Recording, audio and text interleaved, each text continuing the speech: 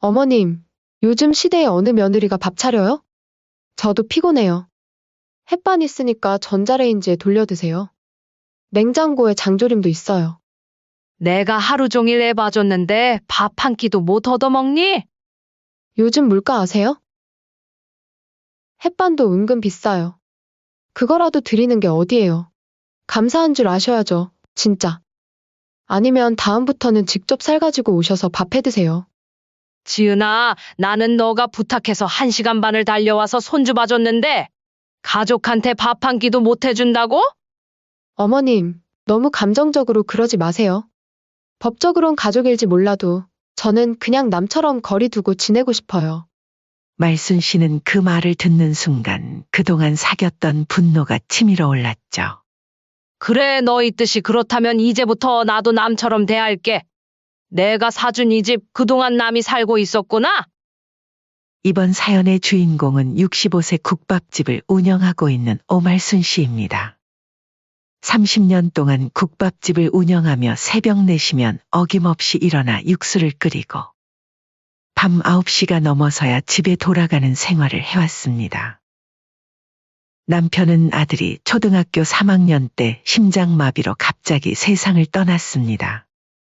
그때부터 말순 씨는 국밥집 수익으로 외아들 장도연을 홀로 키웠죠.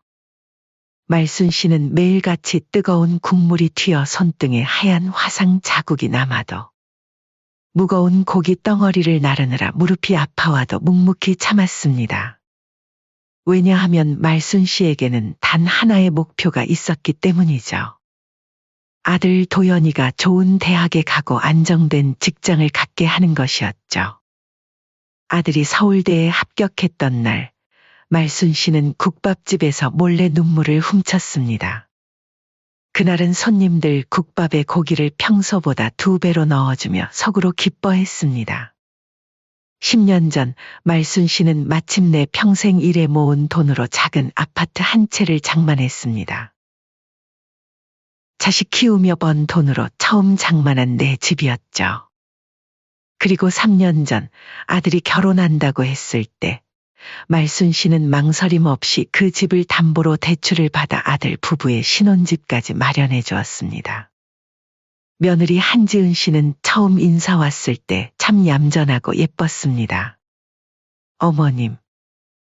이라 부르며 말순 씨의 손을 꼭 잡고 공손하게 절을 올렸습니다. 말순 씨는 그때 우리 아들이 복 받았구나 싶었죠. 하지만 결혼 후 며느리의 태도는 점점 달라졌습니다. 아이를 낳고 전업주부가 된 후에는 더더욱 말수가 줄고 표정도 굳어졌습니다. 말순 씨가 집에 방문할 때마다 며느리는 피곤하다며 방에 들어가 버리기 일쑤였고 명절에는 며느리가 친정의 선물 보따리를 한가득 들고 가면서도 시어머니에게는 빈손으로 오는 경우가 많았습니다. 섭섭했지만 말순 씨는 젊은 사람들이 요즘 다 그렇지라며 속으로 사겼습니다. 그러던 어느 날 아침, 말순 씨는 아들에게서 다급한 전화를 받았습니다. 손주 유진이 좀 급하게 봐달라는 전화였죠. 엄마, 큰일 났어. 유진이가 열이 심하게 나는데? 지은이도 육아 스트레스가 심해서 많이 힘들어해. 혹시 오늘 와서 좀 봐줄 수 있어? 말순 씨의 무릎은 이미 오래 서 있는 것도 힘든 상태였습니다. 전날 국밥집에서 큰 냄비를 들다가 삐끗하기도 했죠. 하지만 아들의 간절한 목소리에 말순 씨는 망설임 없이 대답했습니다. 그래, 엄마가 해줘야지. 누가 해주겠어? 그날 말순 씨는 국밥집 문을 일찍 닫고 아들네 집으로 향했습니다. 1시간 넘게 버스를 2번 갈아타고 도착해서 열이 나는 손주를 돌봤습니다. 말순 씨는 손주를 안을 때마다 무릎이 시큰거렸고 업을 때마다 허리가 끊어질 것 같았습니다. 그날 이후로 아들은 종종 전화를 걸어왔습니다. 엄마, 이번 주에도 화요일이랑 목요일에 좀 와줄 수 있어? 지은이가 요가 학원에 다니기 시작했거든. 엄마, 주말에 지은이 친구 결혼식이 있는데 애기 좀 봐줄래? 일주일에 두세 번 말순 씨는 국밥집 일정을 조정해가며 손주를 돌봤습니다. 손주의 기저귀를 갈고 이유식을 먹이고 재우고 또 깨면 달래는 일을 반복했습니다. 국밥집에서 일하는 것과 크게 다르지 않았지만 이 고된 일상에 작은 위로라도 있었으면 했습니다. 하지만 아들은 퇴근 후 피곤하다며 TV만 보다 잠들었고 며느리는 늦었는데 조심히 들어가세요. 라는 인사말 한마디 던지고는 방으로 들어가 버렸습니다.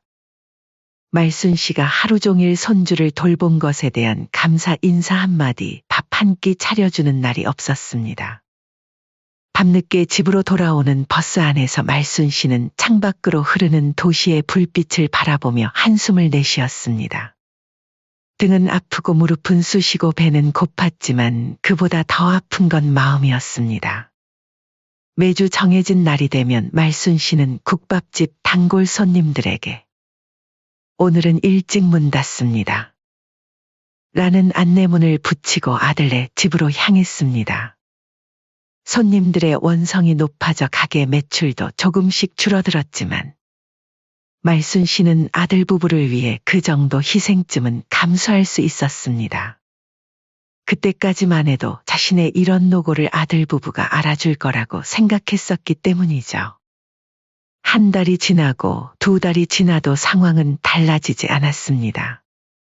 오히려 아들과 며느리는 고마움보다 말순 씨의 도움을 점점 더 당연하게 여기는 듯했습니다. 엄마, 이번 주말에도 좀 부탁해. 지은이랑 나 오랜만에 데이트 좀 하려고.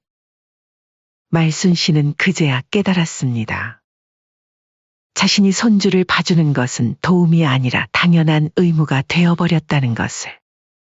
그리고 이 모든 것이 감사의 대상이 아니라 당연히 해야 할 일로 여겨지고 있다는 현실을. 말순 씨는 그날 밤 집으로 돌아가는 길에 무릎이 아파 버스 정류장 벤치에 앉아 쉬었습니다. 춥고 어두운 밤이었지만 마음은 그보다 더 차갑고 어두웠습니다. 언제까지 이러고 살아야 하나? 처음으로 말순 씨는 자신의 삶의 의문을 품기 시작했습니다.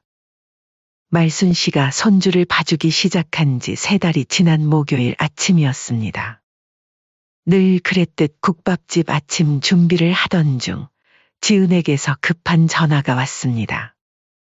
어머니, 혹시 지금 와주실 수 있을까요? 며느리 지은의 목소리는 평소보다 다급했습니다.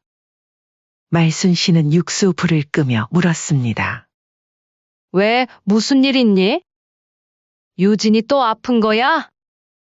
아니요, 그게. 저희 엄마가 애기 봐주러 집에 오셨는데 갑자기 급한 일이 생겼대요. 근데 저도 일이 있어서 애를 혼자 두고 갈 수 없어서요. 어쩌죠? 말순 씨는 잠시 망설였습니다. 오늘은 국밥집 김치를 새로 담글 예정이었죠. 하지만 며느리의 다급한 목소리에 결국 고개를 끄덕였습니다. 알았어. 지금 갈게. 근데 오늘은 좀 일찍 와야 할 것 같다. 국밥집 일도 있고. 네, 알겠습니다. 정말 감사해요, 어머니. 말순 씨는 서둘러 가게 문을 닫고 버스 정류장으로 향했습니다. 발걸음을 재촉했지만 무릎이 아파 평소보다 시간이 더 걸렸습니다. 1시간 반을 달려 아들네 아파트에 도착했을 때 이미 점심시간이 넘어 있었습니다. 아파트 현관문 앞에 서자 이상한 냄새가 났습니다. 매콤하면서도 달콤한 어디선가 맡아본 듯한 익숙한 냄새였습니다. 문을 열자마자 말순 씨의 눈이 커졌습니다. 거실 한가운데 6인용 식탁 위에는 갈비찜, 잡채, 생선구이, 각종 나물까지 차려진 푸짐한 상이 놓여 있었습니다. 며느리는 앞치마를 두르고 마지막으로 국을 상에 올리고 있었고 안사도는 소파에 편안히 앉아 휴대폰을 보고 있었습니다. 아이고, 사돈 오셨어요. 네, 오랜만이네요. 요즘 별일 없으시죠? 안사돈이 자리에서 일어났습니다. 손에는 아직도 휴대폰을 쥐고 있었고 얼굴에는 당황한 기색이 역력했습니다. 갑자기 일이 생겼네요. 잘 부탁드릴게요. 안사돈은 서둘러 가방을 들고 나갈 준비를 하고 있었죠. 말순 씨는 아직도 상다리가 휘어질 정도로 차려진 상을 바라보며 넋을 잃은 채 서 있었습니다. 어머니, 괜찮으세요? 지은의 목소리에 말순 씨는 정신을 차렸습니다. 응, 괜찮다. 근데 이게 웬 진수성찬이니? 아, 이거 별거 아니에요. 저희 엄마가 손주 봐주러 오셔서 차려드렸어요. 말순 씨는 눈을 깜박였습니다. 자신이 손주 봐줬을 땐 밥 한 번을 안 차려주고 당연하게 생각하던 것이 떠올랐지만 말순 씨는 그런 생각을 꾹 눌러 담았습니다. 그렇구나. 애기는 어디 있니? 며느리 지은은 아무렇지도 않게 말했습니다. 안방에 애 자고 있어요. 이유식은 냉장고에 있고요. 분유는 제가 챙겨놨어요. 아, 그리고 어머니 저 급하게 나가봐야 돼서 이것만 정리하고 남은 것들은 정리 좀 부탁드릴게요. 며느리는 말하면서 갈비찜과 잡채는 모두 커다란 통에 담고 있었죠. 아직 많이 남았네? 말순 씨가 물었습니다. 네, 엄마 집 가서 드시라고 싸드리고 있어요. 며느리가 대답했습니다. 말순 씨는 먹지 못한 아침 때문에 배가 고팠습니다. 새벽부터 육수를 끓이느라 간단히 물 한 잔만 마시고 나온 터라 속이 쓰렸습니다. 그럼 난 좀 이따 유진이 깨면 이유식 먹이고 낮잠 재우면 될까? 말순 씨는 최대한 담담하게 물었습니다. 네, 이유식은 냉장고 제일 위에 있고요. 어머니, 저는 4시 넘어서 그때쯤 돌아올게요. 말순 씨는 망연한 표정으로 고개를 끄덕였습니다. 며느리는 가방을 들고 방으로 들어가더니 옷을 갈아입고 나왔습니다. 예쁜 원피스를 입고 화장까지 했지만 말순 씨에게는 미소 한 번 보이지 않았습니다. 그럼 부탁드려요. 현관문이 닫히고 말순 씨는 홀로 남겨졌습니다. 배는 여전히 고팠지만 일단 참았죠. 그렇게 말순 씨는 조용히 안방으로 향했습니다. 귀여운 손주 얼굴을 보니 마음이 조금 누그러졌습니다. 이 할미가 많이 보고 싶었지?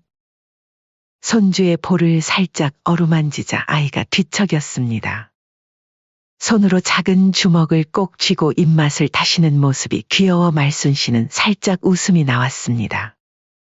그때 말순 씨는 자신도 모르게 한숨이 나왔습니다.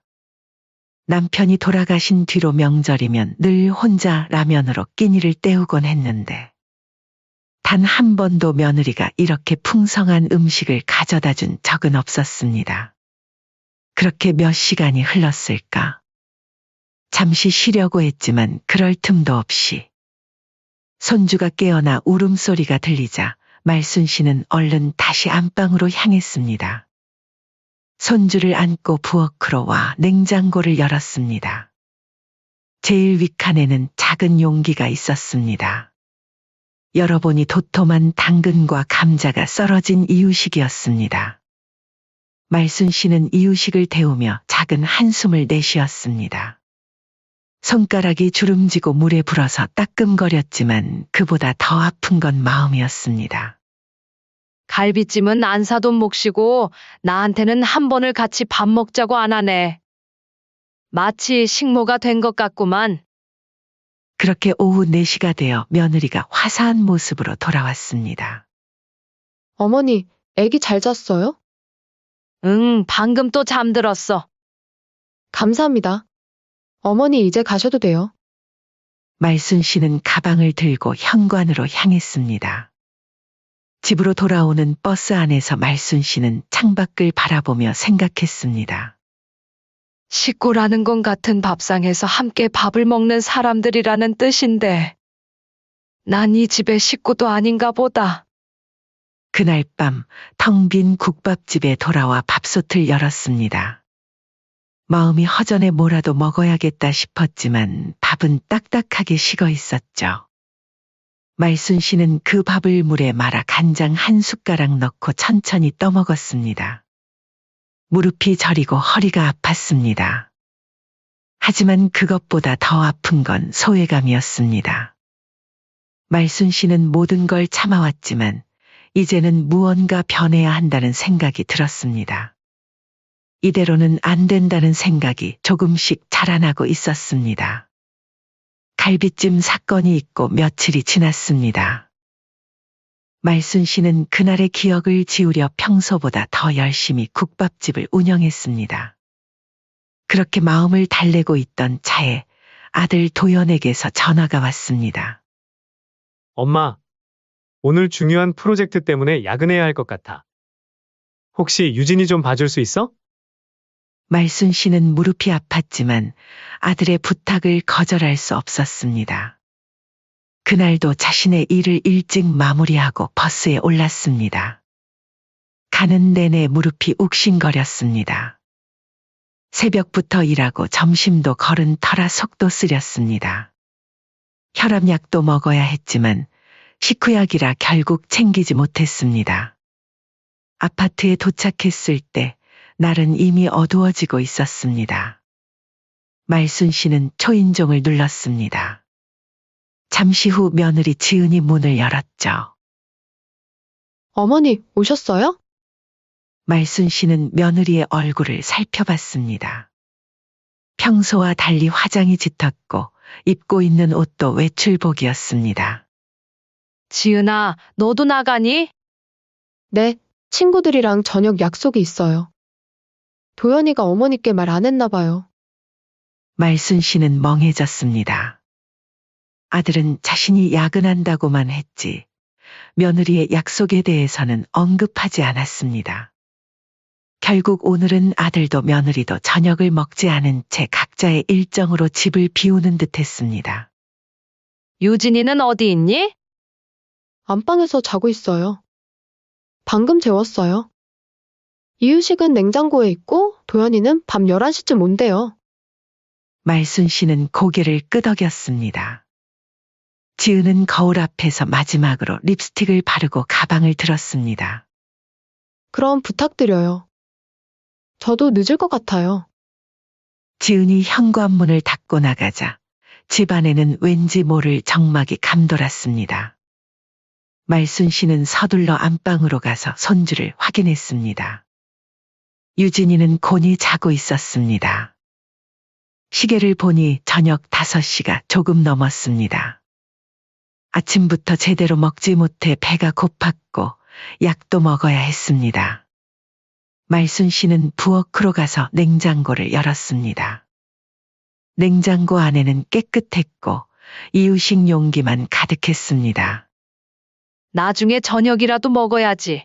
3시간 동안 잠든 손주를 돌보고 기저귀를 갈고 방을 정리하느라 점점 더 기력이 빠져갔습니다.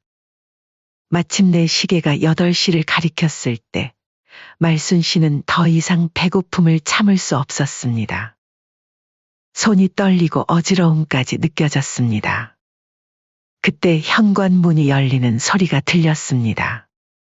말순 씨는 안도의 한숨을 내쉬었습니다. 도연이 평소보다 일찍 돌아온 모양이었습니다. 하지만 들어온 사람은 아들이 아닌 며느리였습니다. 지은은 화사한 표정으로 들어왔습니다. 옷차림이나 화장이 더 진해진 것으로 보아 즐거운 시간을 보낸 듯 했습니다. 어머니, 아직 안 주무셨네요. 애기는 잘 자요? 응, 잘 자. 어디 갔다 왔니?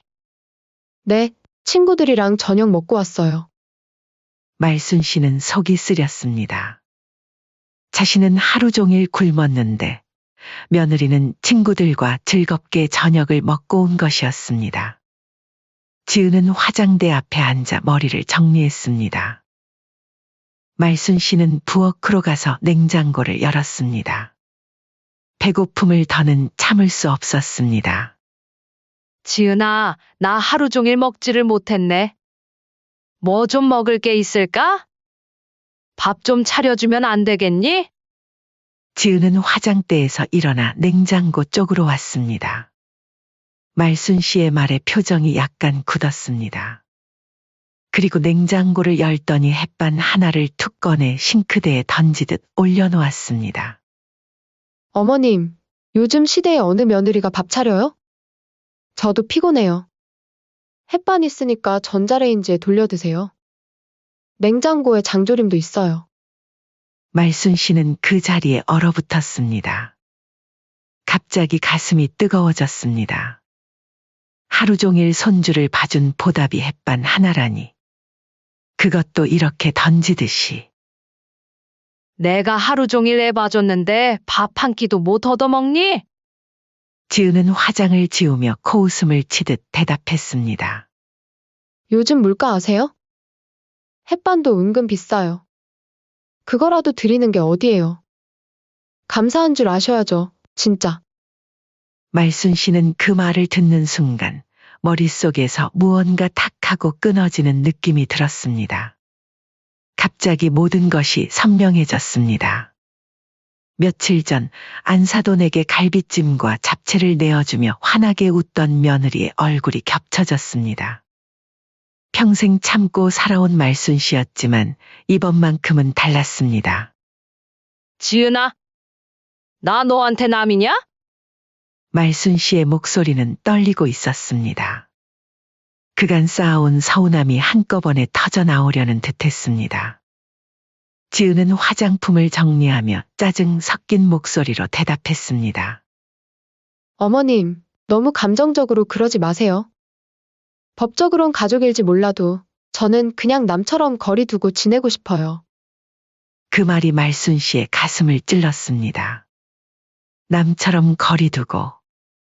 이 한마디가 모든 것을 설명해주는 듯했습니다.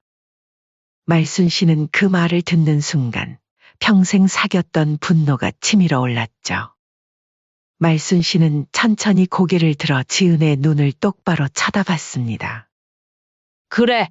그럼 나도 남처럼 할게. 내가 사준 이 집. 남이 살고 있었다면 이제 남한테 줄 이유도 없겠지? 며느리의 손이 멈췄습니다. 말순 씨의 눈빛이 달라진 것을 느꼈는지 잠시 당황한 기색이 역력했습니다. 어머님, 무슨 말씀이세요? 이 집 내가 사준 거 알지? 내 명의인 것도 알고 있잖니? 지은의 얼굴이 하얗게 변했습니다. 처음으로 말순 씨 앞에서 기가 꺾인 모습이었습니다. 그런 농담 하지 마세요. 치사하게 집 가지고 물고 늘어지기예요? 말순 씨는 더 이상 참을 수 없었습니다. 갑자기 일어나 가방을 집어들었습니다. 농담 아니야. 너희한테 남이면 나도 너희한테 남처럼 구는 게 맞지. 말순 씨는 현관으로 향했습니다. 지은이 허둥지둥 따라왔습니다. 어머니, 지금 어디 가세요? 애기는요? 11시까지는 봐주시기로 한 거 아니었어요? 말순 씨는 신발을 신으며 고개도 돌리지 않았습니다. 내가 알아서 봐. 그놈의 손주 이제 못 봐주겠다. 밥 한 끼 대접도 못 받는데 뭐가 이쁘다고 내가 부탁을 들어주겠니?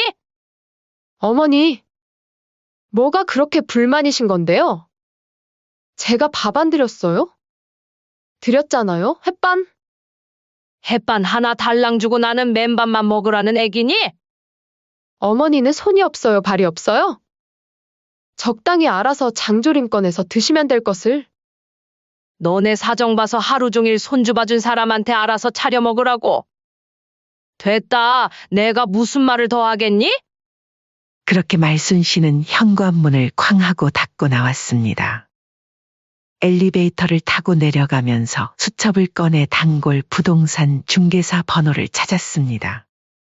아직 영업 시간이 남아있을지 모르겠지만 지금 당장 확인해야 했습니다. 부동산 사무실은 다행히 아직 불이 켜져 있었습니다. 말순 씨는 망설임 없이 문을 열고 들어갔습니다. 어머, 여사님, 이 시간에 어쩐 일이세요? 중요한 일이라서요. 시간 좀 내주실 수 있나요? 부동산 중개사는 말순 씨의 심각한 표정을 보고 고개를 끄덕였습니다. 물론이죠. 무슨 일인지. 제가 아들에게 사준 집이 있는데 이걸 매물로 내놓으려고요. 아, 물론 명의는 제 명의입니다. 중개사의 눈이 커졌습니다. 아드님 사시는 그 집요? 갑자기 왜? 말순 씨는 깊은 한숨을 내쉬었습니다. 긴 얘기예요. 그냥 남한테 더 이상 주고 싶지 않아서요. 부동산 중개사는 말순 씨의 결연한 표정을 보고 더 묻지 않았습니다. 대신 서류를 꺼내 설명하기 시작했습니다. 말순 씨는 자세히 설명을 들으며 고개를 끄덕였습니다. 가슴은 아팠지만 동시에 오랜만에 느끼는 단단한 의지도 있었습니다. 이제 더는 참지 않을 거야. 말순 씨는 마음속으로 다짐했습니다. 평생 남을 위해 살았던 그녀가 마침내 자신을 위한 결정을 내리기 시작했습니다. 부동산 중개사와 상담을 마치고 나오는 말순 씨의 얼굴에는 묘한 결연함이 서려 있었습니다. 핸드폰이 계속 울렸지만 보지도 않고 가방 깊숙이 넣었습니다. 아마도 지은이나 도연일 테지만 오늘만큼은 받고 싶지 않았습니다. 밤늦은 시간 말순 씨는 국밥집으로 돌아왔습니다. 집이 아니라 가게로 온 것은 혼자 있고 싶었기 때문이었습니다. 텅 빈 가게에서 말순 씨는 마침내 자신을 위한 밥 한 공기를 지었습니다. 부동산 중개사와의 상담을 마친 말순 씨는 국밥집으로 돌아왔습니다. 텅 빈 가게에서 혼자 밥 한 공기를 뜨며 생각했습니다. 내일부터 모든 걸 바꿔야겠다. 다음 날 아침, 말순 씨는 서랍에서 집 관련 서류들을 모두 꺼내 확인했습니다. 담보대출, 등기부등본, 그동안 갚아온 상환 내역까지. 법적으로는 여전히 그녀의 집이었습니다. 핸드폰에는 부재중 전화가 수십 통 쌓여 있었지만 말순 씨는 아무도 받지 않았습니다. 대신 집 서류를 챙겨 부동산으로 향했습니다. 어머, 말순 여사님 진짜 오셨네요. 어제 말씀하신 대로 매물 내놓을 준비해놨습니다. 시세보다 조금만 낮게 내놓으면 금방 나갈 겁니다. 그 동네 요즘 인기 많거든요. 말순 씨는 고개를 끄덕였습니다. 집값이 얼마가 되든 중요한 건 더 이상 아들 부부에게 자신의 재산을 맡기지 않겠다는 결심이었습니다. 최대한 빨리 팔리게 해주세요. 정오가 좀 지났을 때 아들 도현이 국밥집 문을 열고 들어왔습니다. 얼굴이 상기된 채로 어머니에게 다가왔습니다. 엄마, 어제 갑자기 어디 가신 거예요? 핸드폰은 왜 안 받으세요? 지은이가 얼마나 당황했는지 알아요? 말순 씨는 국밥을 끓이던 손을 멈추지 않고 담담하게 대답했습니다. 내가 뭐 항상 너희 부름에 답해야 하나? 이젠 그렇게 못하겠다. 그래도 애기 봐주기로 하셨잖아요. 갑자기 가버리시면 어떡해요? 말순 씨는 마침내 국자를 내려놓고 아들을 바라봤습니다. 너희 와이프한테 물어봐. 왜 내가 갑자기 나왔는지. 도현은 어리둥절한 표정이었습니다. 지은이가 뭐라고 했는데요? 햇반 하나 던져주면서 감사한 줄 알라고 하더구나. 안사돈한테는 갈비찜에 잡채에. 나한테는 햇반 하나? 그것도 너무 비싸다면서. 도현의 표정이 묘하게 변했습니다. 뭔가 알고 있는 듯한, 하지만 모르는 척하려는 기색이 역력했습니다. 엄마, 그건 지은이도 요즘 많이 힘들어서 그런 거예요. 육아 스트레스도 있고 엄마가 이해해 주셔야지 누가 이해해 줘요? 우린 가족인데? 말순 씨는 쓴웃음을 지었습니다. 아들은 여전히 아내 편이었습니다. 가족이라고 네 와이프는 가족이 아니라던데? 말순 씨는 앞치마를 풀고 주머니에서 서류 한 장을 꺼내 아들에게 내밀었습니다. 부동산 매물 등록 확인서였습니다. 이게 뭐예요? 도현이 물었습니다. 너희 집 내가 매물로 내놨어. 도현의 얼굴이 하얗게 변했습니다. 뭐라고요? 농담이죠? 농담 아니야. 그 집은 원래 내 명이야. 담보대출도 내 이름으로 받은 거고. 그동안 내가 살게 했을 뿐이지. 도현은 서류를 쥔 손이 떨렸습니다. 엄마, 이러시면 안 돼요. 우리 어디 가서 살아요? 유진이는요? 말순 씨는 담담하게 대답했습니다. 나는 그동안 어디서 살았는지 생각해 본 적 있니? 이 좁은 국밥집 뒷방에서 살았어. 너희 좋은 집에 살게 하려고. 그런데 이제는 지칠 대로 지쳤어. 남처럼 지내자는 너희 말대로 나도 더 이상 너희에게 엄마로 살지 않을 거야.